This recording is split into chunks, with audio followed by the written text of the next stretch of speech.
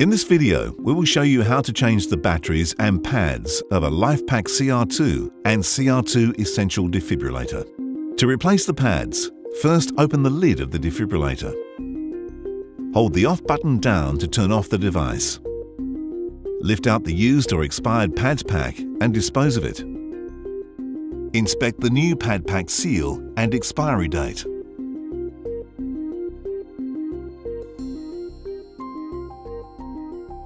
Close the lid of the device.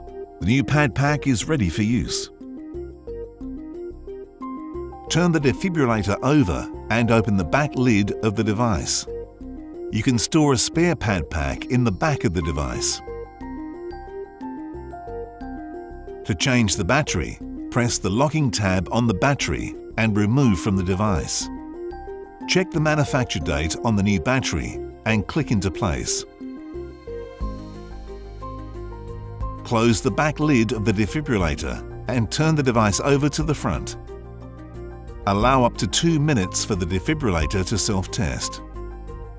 Open the lid to ensure the device is working correctly and then place back in your defibrillator cabinet. To ensure your defibrillator is working, once a month simply check the light is flashing and you can rest easy knowing your device is ready to go in an emergency.